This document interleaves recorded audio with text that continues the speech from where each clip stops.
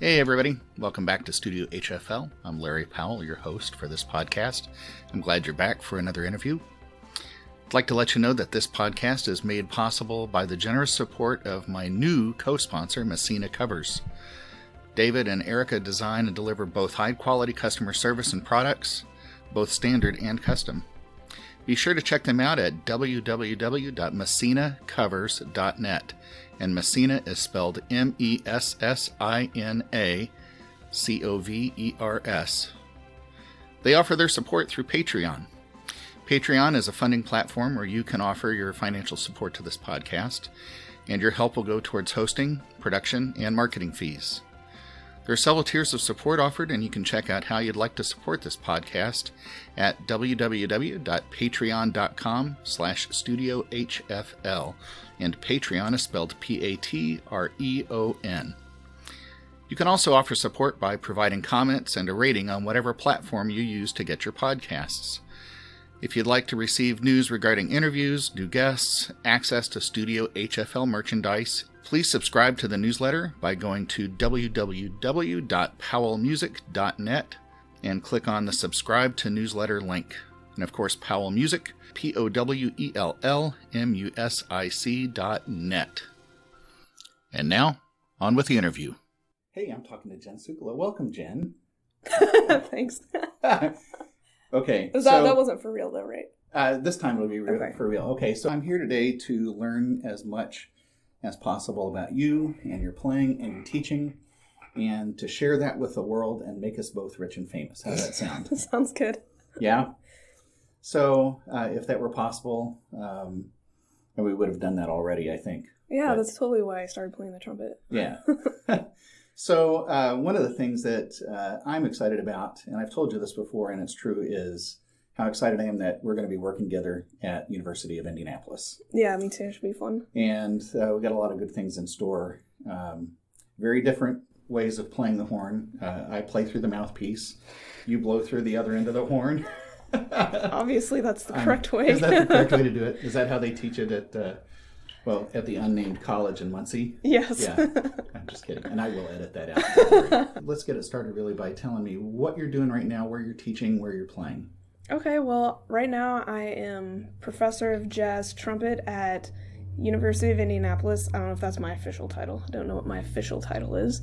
Sounds good to me. Yeah, works for me. I'm also going to play with you in the faculty brass quintet. Mm-hmm. I teach some jazz history classes there, and at Butler University I also teach jazz trumpet, and then I teach trumpet lessons also. And where do you teach those? Noblesville and out of my home studio. Oh, very cool. Big studio? I've got right now about 15. So, wow. Yeah. Pretty cool. And so how long have you been out of school? 3 years, I think. Has it really been 3? I don't know. It all starts to... Does it seem like a distant memory? Yeah.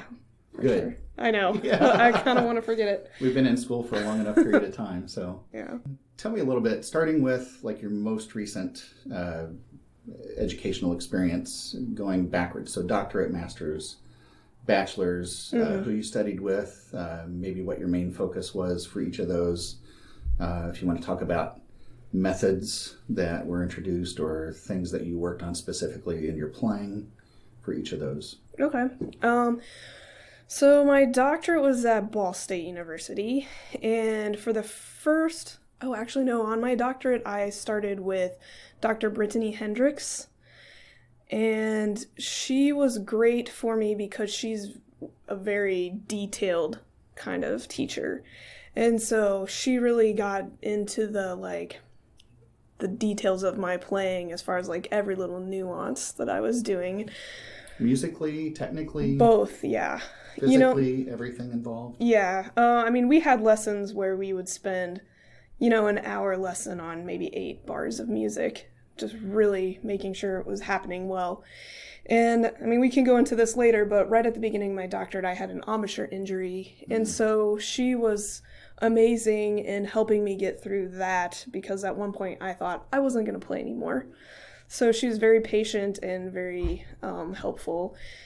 And then I also studied with Mark Buselli. I was his grad assistant during my doctorate and my master's.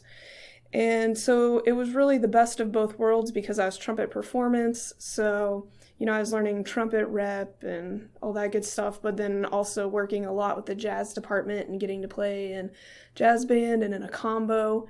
So I felt like I was getting a good variety of things. Played in a brass quintet for a while. Student or faculty? Student, yeah. It was mostly made of grad students. So, and then for my master's, that was also at Ball State. And I studied with Paul Everett during that time. And he was good because he knew his stuff when it came to all the repertoire and the orchestral rep, which was definitely something that was not my forte. And so he helped, made me learn a lot of that stuff that maybe I kind of was hesitant to. And you owned a C trumpet at that point, didn't you? I did. I know. Back in the day. The Frankenstein horn. It was made up of like 3 horns. So he was very helpful during that time period. Also worked with the jazz department then. And then in between my bachelor's and my master's degree, I did the cruise ship thing for about 3 years. So I just went out and played on ships and traveled. As a jazz trumpeter, right? In the orchestra. So sometimes we'd have 2 trumpet players, so I would usually play the solo chair. Sometimes there'd just be 1, so I would just kind of cover everything.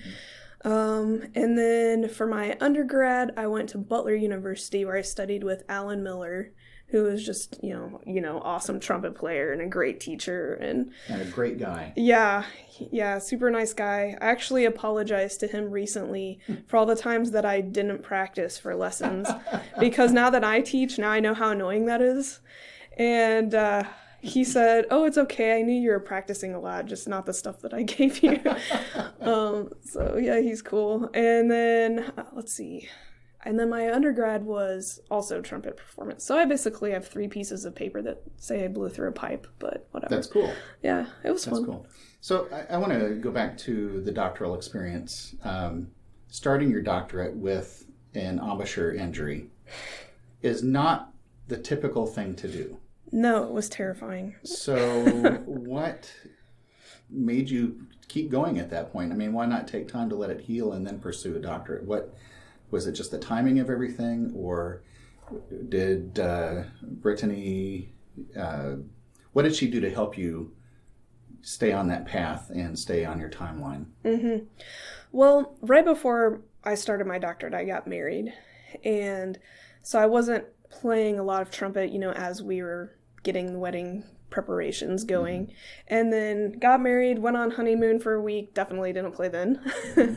And then I came back and I was like ready to jump right into it. And I just started playing trumpet like really hard first day back after not playing a whole lot. I was using a mute because I lived in an apartment at the time. And I was probably not playing as efficiently as I should have been. I know I wasn't. And so everything just kind of came together and I ended up like pulling a muscle. And it was one of those things like I knew I had hurt myself, but I was getting a brand new trumpet teacher. I was starting a doctorate. I didn't want to be that student who was like, well, I couldn't really practice. So, so I played on it way more than I should have and I made it worse. So then when I finally met Dr. Hendricks, I was not sounding great, not feeling great. And I explained to her finally what happened because it just got to the point where I couldn't really hide it. And so she was really cool because she could have been like, well, you can't be a doctoral trumpet performance major and not play. But instead she said, you need to rest until this pain goes away. So it's not just painful, it's also affecting your playing. I mean, you can yeah. It affected every aspect of my playing, mentally and physically, musically. And so she just said, stop playing until it doesn't hurt. And so I was off the horn probably for about a month. I was still practicing. I was listening a lot. I was transcribing at the piano and doing those kinds of things. I was sitting in rehearsals. So You weren't playing Candy Crush and Facebooking the entire time? No, I don't even think I had Facebook then. I'm a dork. But so then after the pain kind of started getting better, I just very gradually got back into it with a lot of soft low, like Clark studies, and then I basically had to relearn how to play the trumpet in a very efficient way, using enough air, because I definitely wasn't using enough air, and I was relying more on my face. And so we talked a lot about if you think about trumpet playing like a pie, and you have your air piece from the pie, like maybe you could even divide that up to air column, air speed, embouchure, and what was the other one? Embouchure pressure, and there's another one, maybe hand pressure or something like that, I don't remember. But you divide that up, and then let's say that you take away part of that piece, like the air. Well, you got to have something to fill that pie back up to compensate for not having enough air. That's going to be some kind of pressure, probably. And I think for me, it was probably embouchure pressure, and that's what made me pull. So I got to relearn how to not do that. So did you have an embouchure change to go with this?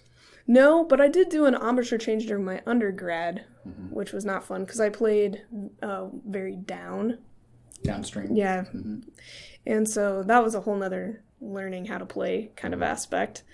But this during my doctorate, I think, was more just learning how to efficiently use my air, not relying on any kind of movement to change notes or anything like that. Do you think had you not had the injury, having had the injury, maybe phrase it this way, having had the injury, you feel like that gives you information to help others who might...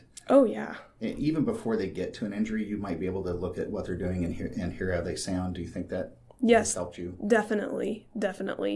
All my students, when I see them doing things that I did, it's like, we need to address this right now.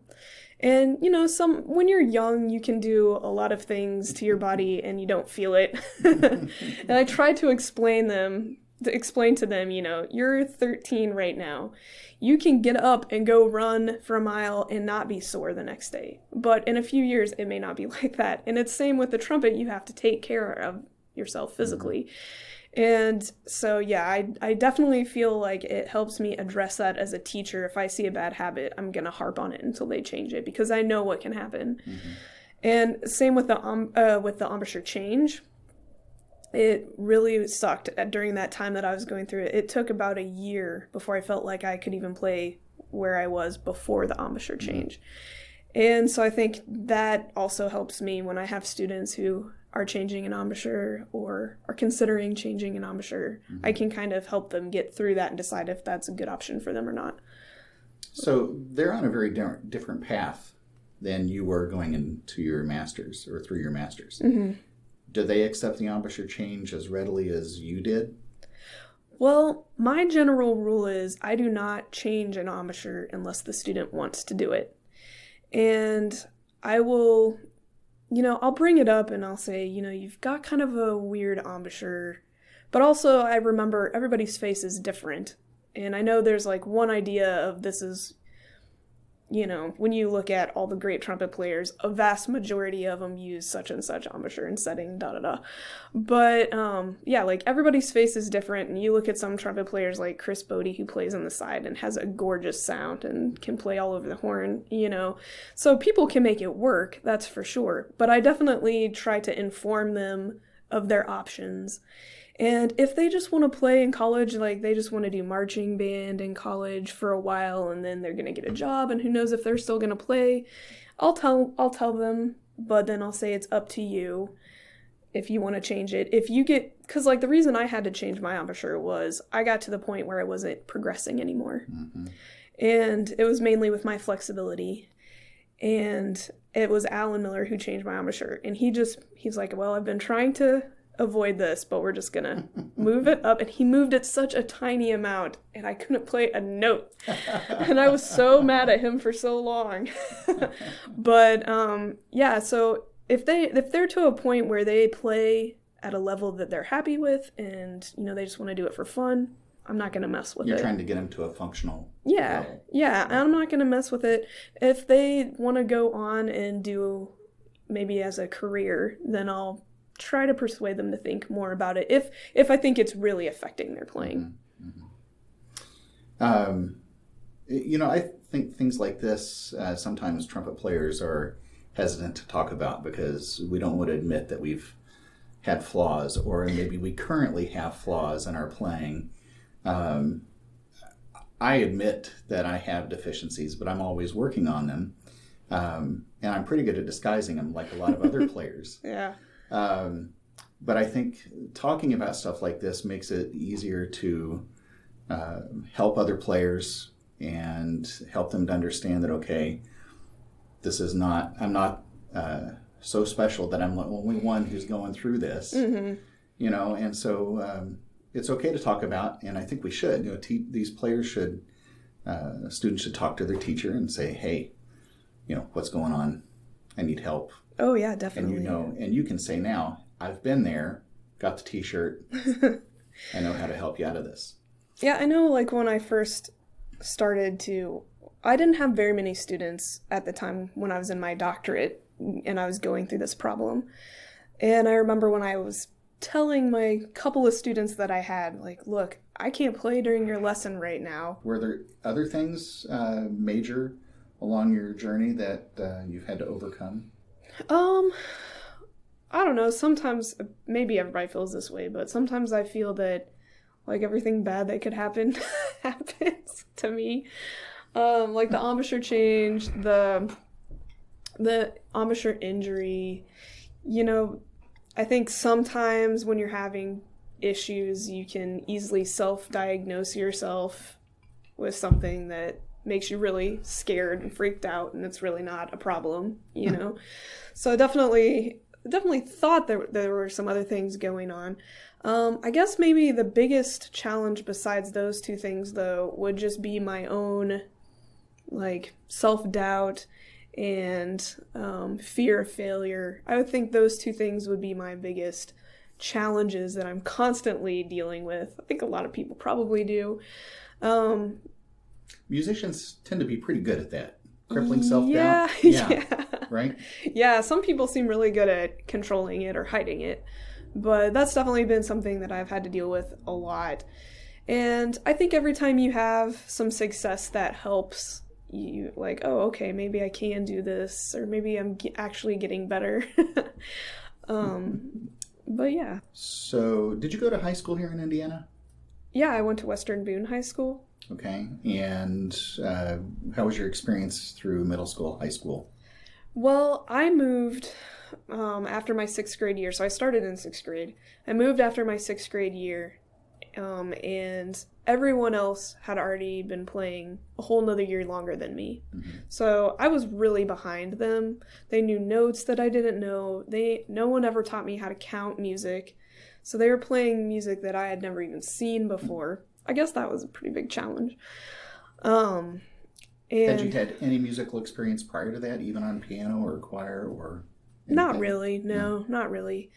And so when I got to middle school, I was really, really behind.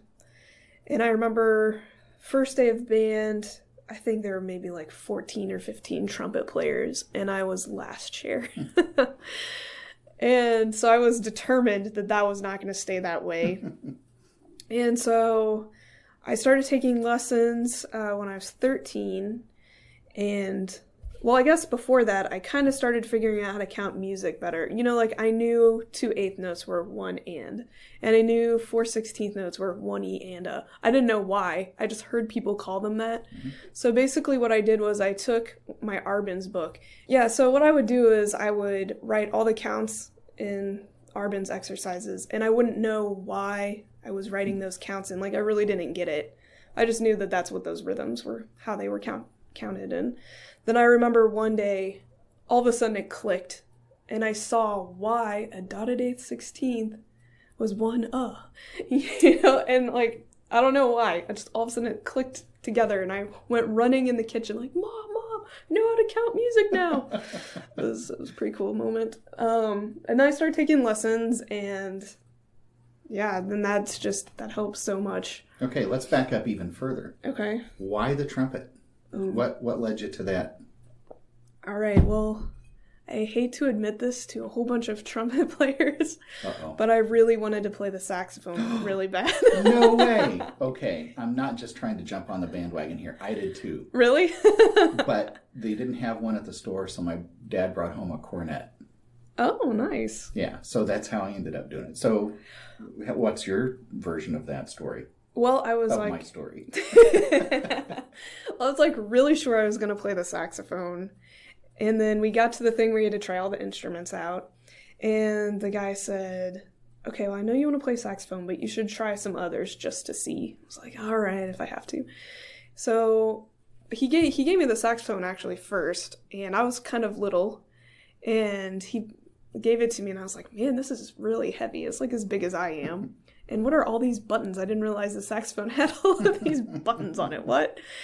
And so he's like, well, try this one. It only has 3, and it's not as heavy. This is a dumb story, but... No, it's great. And I played one note out of it, and I was, like, hooked immediately. Wow. As soon as I blew a note in the trumpet. And he made me try some other ones. I was mad about it, whatever, but I was like, nope, I've decided the trumpet. Had you heard trumpet players before that? Or not really that I'd pay recognized? attention to. Okay. Yeah, no, not really. Well, I didn't come from a musical family or anything like that, and so knew nothing about music, really. So you're now playing trumpet. Mm-hmm. You're behind. Yes, you're behind everyone. I was able to catch up once I started taking lessons, and And were you listening to anybody at that point? Well, I started taking lessons. My first trumpet teacher was Mark B. Sully, and how it worked out was my band director was a Butler grad, and so when my mom said Jen really wants lessons, he's like, oh, well, Butler has this community arts school, and the only person who was teaching trumpet at that time was Mark B. Sully. And so we went and started taking some lessons, and found out that he did jazz, and so I kind of started listening to some jazz players at that time. It was mostly big band stuff at that time because it was so new to me.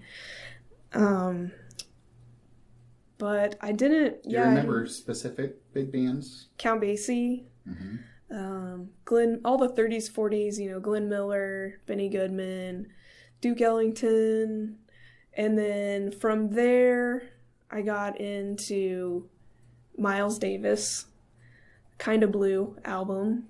That's a great gateway into Miles Davis. Yeah. Well, I remember Mark gave me a CD of his big band, Happenstance. It was their first, I think it was their first album. And I knew it was good, but I just really didn't get it. My ears weren't ready for it.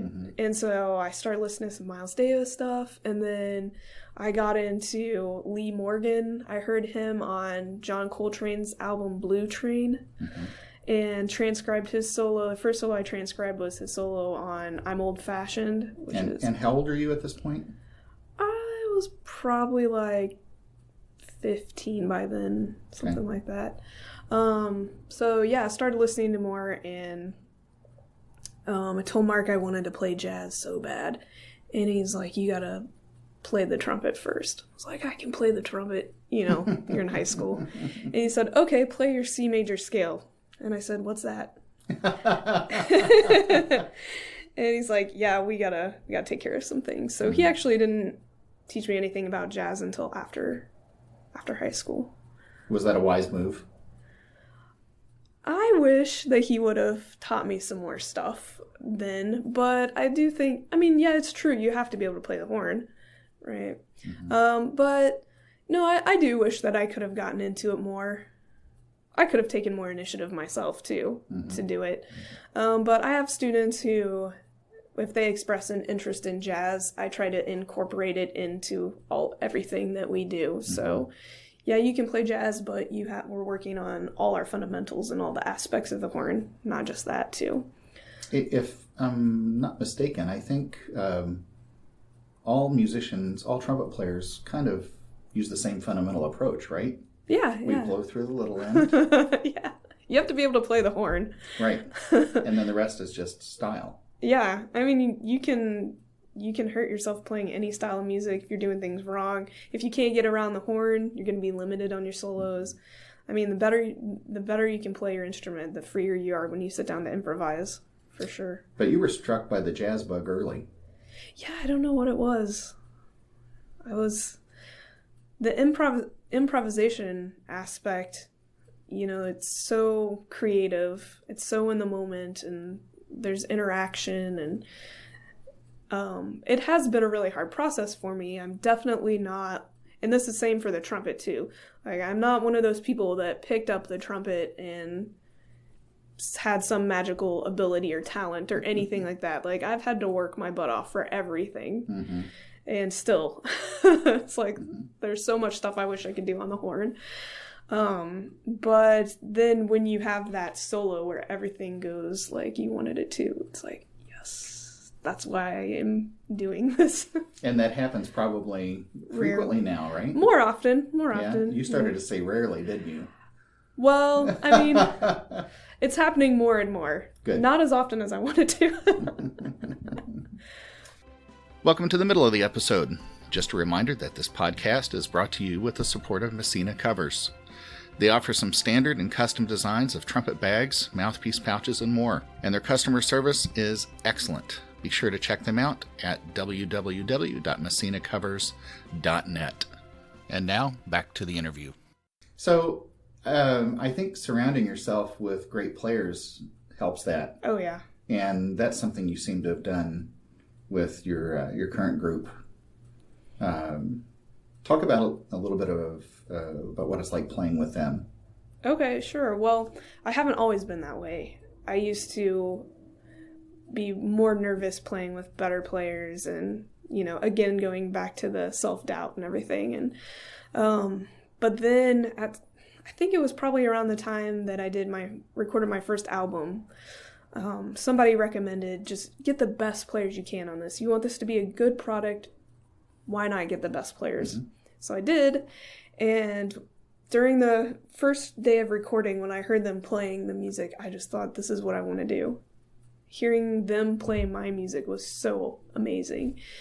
And even though when I went back and I listened to it, I obviously was not on the same level as them, their ability pushed me to get better. And the whole process of doing that first album, I feel like I got so much better so fast just because I was trying to hang on for dear life. And so now I've kind of been trying to play with the best musicians I possibly can at all times, just to put yourself in that situation where you have to raise the bar and try to hang on. Have you done another recording project since? Not for myself yet, but I have been writing and working on some new stuff that hopefully next year I can do. Good. If I get all of my tunes done. And will you gather the same group? I think a lot of them will be the same. I may add some new people to it. If I'm available, I'm happy to be there. Yeah? What are you going to play? No, I'll sit in the booth and produce. All right. Yeah. I'll be your cheerleader. How about that? I need that. I let Mark Busoli sit in the booth during the recording, and I could tell if my solo was okay or not. At one point, I took his solo, and I thought, I don't think that sounded good. And I looked, and he had his head in his hands, shaking his head no. I thought, well, it's good to have someone honest in the booth, though. Mm-hmm. Well, was it Miles? I'm going to edit this out, because I'm guessing now. It was like you're always a half note or half step away from right note, something like that. I don't know who said that, but yeah, I've heard that before. Or every wrong note is just... It's an approach tone. The right note in the wrong place, or something. Yeah, you can edit all that stuff up, Mark. It was all BS. Okay, so I want to talk a little bit more specifically regarding methods. You talked about what you studied, or not necessarily methods, but your learning style. Some people are play it for me and I can play it back. Mm-hmm. Some people are show me and then I can do it. Some people are write it down and I can do it. What kind of a learner are you? Are you the aural, the visual, the tactile? I think I'm probably mostly visual, but I like to have time by myself to let things sink in and think about it really hard. I wish I was more of an aural learner as a jazz player. but I think that we all have, I think people probably have a little bit of both in them. And like for me, I am definitely, when it comes to improv, I'm more on the theory side of things as opposed to the ear side of things. And so what I've been working on is really trying to build my ear more. And so it's like getting them even and then now trying to build them up. Because I think if you're too heavy on the ear side, you're not going to have your full potential if you don't understand all the theory and all the, brain stuff. Same if you're really good with theory and understanding the concepts, but you can't hear it, you're not going to have your full potential either. So even though I think I'm more of the like concept kind of person, I'm trying to get both sides to even out. I can see how that relates to jazz, but think back to studying with Paul Everett and going through orchestral rep. Yeah. Well, how did that apply then? I don't think I knew how to do it then. It's been something I've kind of figured out actually really pretty recently. I used to be the kind of person that, that your teacher says, okay, well, what do you want to work on? Oh, I need to work on range, because that's what everyone says they need to work on. And it's like, what do you do for range? And it's like, do such and such exercise. And then you go practice that for like 8 hours every day, and your range doesn't get any better. And it's like, I don't understand why this didn't help. And then I took a lesson with Scott Belk, who has been probably, after Mark Buselli, has probably been the most influential person I've ever studied with. I haven't studied with him like consistently, but I would say once or twice a year I grab a lesson from him. And he really got me into being much more analytical about what is going on when you're playing the trumpet. And when you're doing... Physically or musically? Physically. So, if you're trying to do this exercise to increase your range, why is that exercise supposed to help your range? What about it is supposed to help your range? And when you really start to think about that, then whatever you're doing, the benefits start to show up, Or I'm having trouble with this passage here. Why is it not working? Instead of just sitting and playing it over and over and over and over and over again, which, that has its benefits too. But if you don't understand why it's not working, playing it over and over again isn't going to help. You're just going to keep doing the same thing. Right. And so he really made me start to analyze, why you're practicing what you're practicing, what is going on physically, that it makes it work or not work. And so I think that has been really helpful in teaching also, because a lot of times we have to diagnose our students' issues. And for me, I don't want to be the kind of teacher that says, practice this exercise because I said so. I want them to understand why they're practicing this exercise and what about it is actually going to help achieve their goal. Not just taking them through the paces. Yeah. Just for the heck of it. Yeah, like, okay, when you're a freshman, you play this and this and this, and when you're a sophomore, no. It's like, let's really... And also, I try to tell them that, unfortunately, I will not always be there, or some trumpet teacher will not always be there telling them why they can't play something. So if they understand how the trumpet works and how things physically work with their face, then they can diagnose themselves and say, oh, well, the note's not speaking. Why would a note not speak? Well, then probably because the buzz isn't happening. Well, why would a buzz not happen? Well, either the air isn't making the buzz, or maybe I'm pushing too much, so I'm blocking the buzz, and they can kind of diagnose and fix it themselves. Deconstructing things to be able to put it back together the right way. Yeah.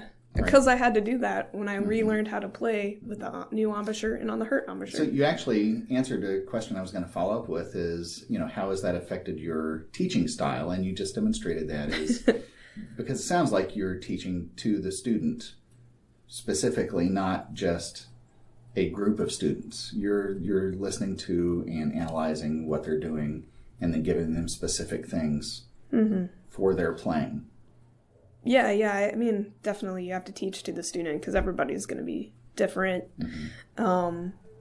And, I've had students who actually were too analytical. And so if I was talking about... I have one of those right now. I won't mention David Wolf's name, but... Oh, wow. Yes. But, if you talk too much about all the little things that are happening, they're going to analyze all of that, and it's going to get in their head, and it's going to mess them up. Which gets us to the phrase of paralysis by analysis. Yeah. Yeah, and I've seen it happen. But then I have other students who, you can be more specific about what happened, what is going on. So you just kind of like gauge if that student can handle, or you can even come up with tricks, like instead of talking about exactly what your tongue is doing, like say "aw" when you slur down, and then, or think "aw" when you slur down, and then that kind of gets them to do it. And then when they feel it, then you can point out, what is your tongue doing? Oh, okay, that makes sense. But sometimes they have to feel it first before you actually say what's going on.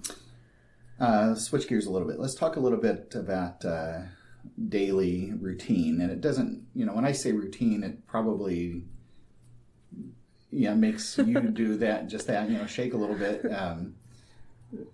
Well, tell me, daily approach. Let's put it that way. Your daily approach to the trumpet. Okay. Well, I used to do a routine. It was like the exact same. Okay, so they can't see you do air quotes around routine. Oh, routine. Okay. Daily quote unquote routine. Where I would do the exact same thing every single day. And I'm sure everyone has gotten to the point where you're bored with it, and it's like, I don't even want to practice because I have to go through all this that I've done millions of times and it's boring. And then I don't even know, this has happened fairly recently too. I've been thinking about warm up and routine and how is that. I guess this probably came along when I was in my doctorate and I was really strapped for time. And being a grad assistant, you have all those duties, and then you have to study, and, like, good luck finding time to actually practice, which, even though it's your major, you know what that's like. Exactly. And so sometimes it was like I would warm up, and that's the only, besides rehearsals, that's like the only time I would get alone on my horn. And I'm like, I can't do this. I have to actually get better. And so then I was like, well, let's make a warm-up routine that actually makes me better. And so I thought about, what are the aspects of the horn that I want to improve upon? I think about, my embouchure, my air, my fingers, my tongue. I think about my ears and my time. I think that's all the ones. Yeah. So those are like the main things, and my goal is to hit something to do with one of those categories every single day. Mm-hmm. And so the way that I do that is I've got my big stack of method books or my certain exercises that I like. I love method books. I used to not, but I think it's because I just didn't know how to use them. Maybe we should form a 12 half-step group. What would we do? Just play everything in every key? No, we would admit that we have an addiction to method books. Yes. Hi, my name's Larry. I do like them.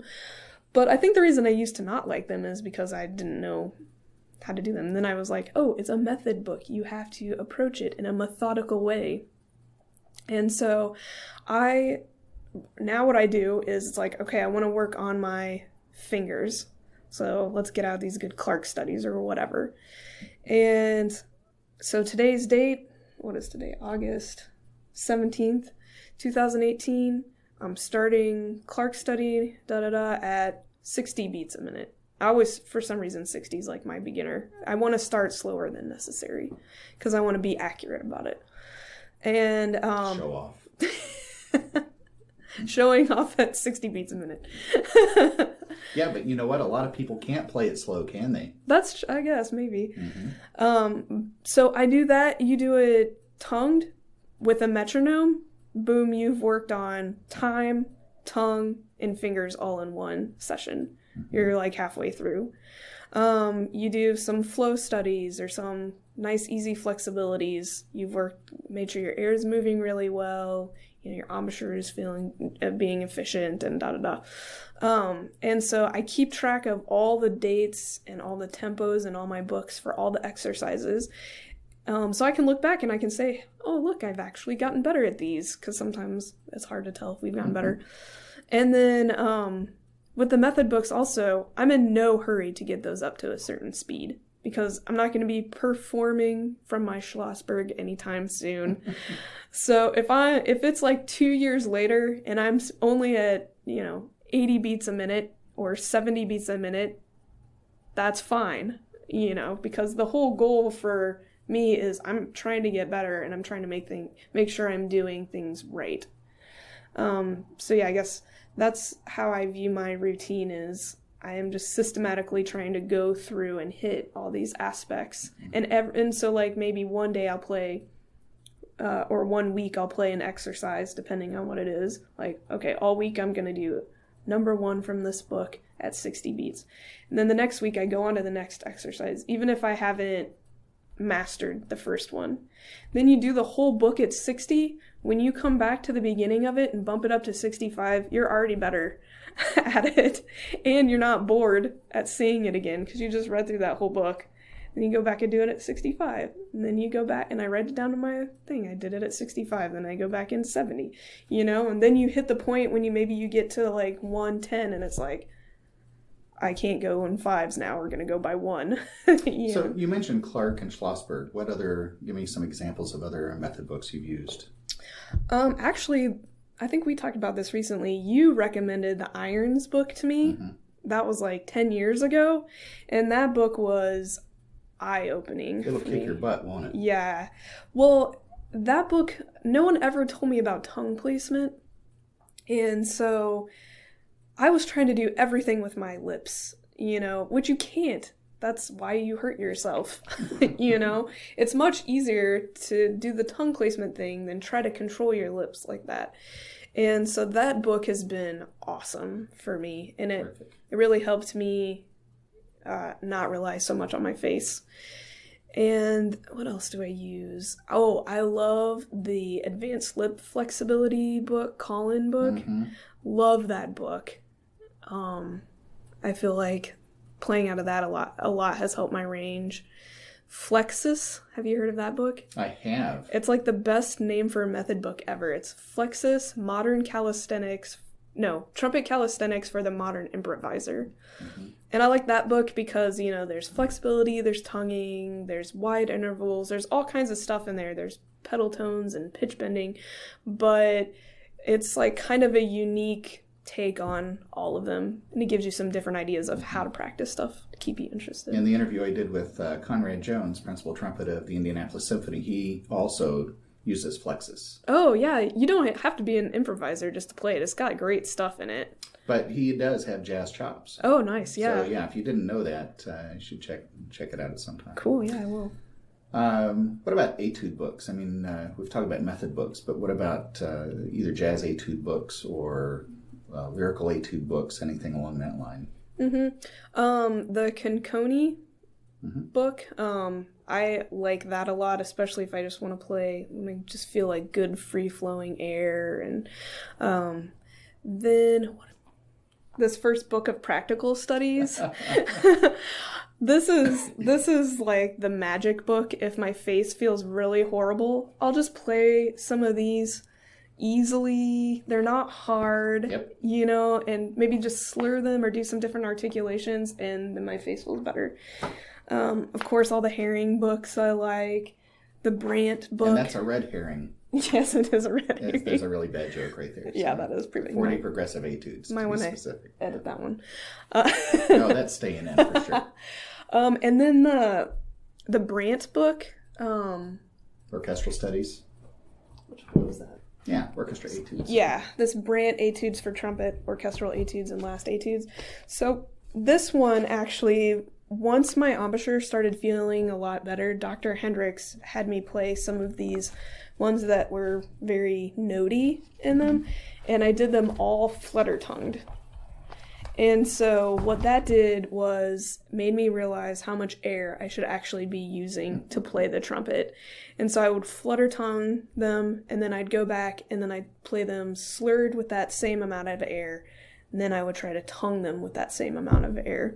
So that was a really helpful book during that time. The Flutter Tongue aspect was only introduced to me maybe 5 or 6 years ago. Mm-hmm. And oh my gosh, I wish I had known about it way, way before that. It's a good Not just indication. for myself, but to be able to use for students, because in order to flutter, you have to have your air moving. It doesn't happen otherwise, right? Right, yeah. Yeah, so she had me do a lot of flutter tonguing at that moment, and then just try to go back and forth between that and slurring regularly and using the same amount of air. Here's a fun little side note about the Brant. My first trumpet teacher was Vince DiMartino, and my very first lesson with him, I remember he was at the University of Kentucky at the time, and I walked up the stairs to his studio, and I heard him working. I didn't know it was number 6 at the time, but it was Brant number 6. And it was the most ridiculous. It sounded like Vizuti's Cascades. It was beep, beep, beep, beep, beep, beep, beep, beep, all over the place. And I walked in, and I remember seeing it sitting on the stand, and I thought, I'll never be able to play anything like that. And so my first assignment ended up being Arbin Characteristic Study number 1. That's a good one. And Brant number 6. Oh, no. And I thought, there's no way on earth I'm going to get this together.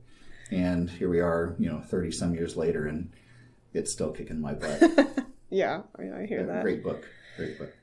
So I'm just curious, have you ever tried swinging any of the things in there? No, I haven't. No, that's an interesting idea. Yeah, why not? I did do the Vizuti books. Is it book number 1 that has all the scale things in it? Or is that number 2?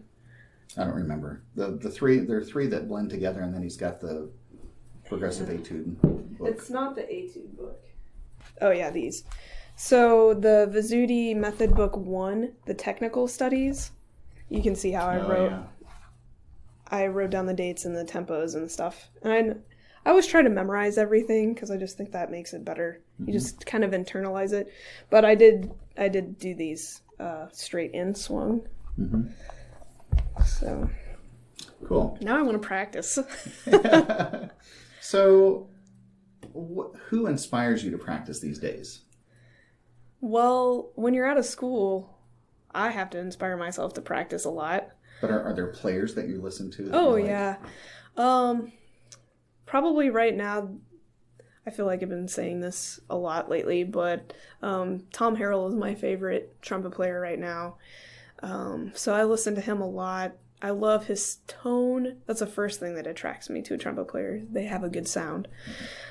His harmonic sense, his melodic sense. I mean, he can play anything on the trumpet, but he's still very lyrical about it. So I love him, listen to him a lot. I still like Lee Morgan, first person I ever transcribed. Still love Lee Morgan, still love Miles Davis and Chet Baker. But then, even just looking at, the people I've studied with, like Alan and Mark, they're always still getting better. Every time I hear them, they sound better. And it's really inspiring because they don't, I've always thought they sounded amazing, but it's like they get to a point and, well, that's good enough. And they just play like that. They're always striving and practicing. And it's like, well, cool. If they can do that, then I can keep getting better too. Anything that you'd like to share, maybe that we haven't talked about today? Words of wisdom. Don't play trumpet. Should have played the saxophone. No. Run. I guess, probably you'll have a lot of educators and maybe some students listening to this podcast, right?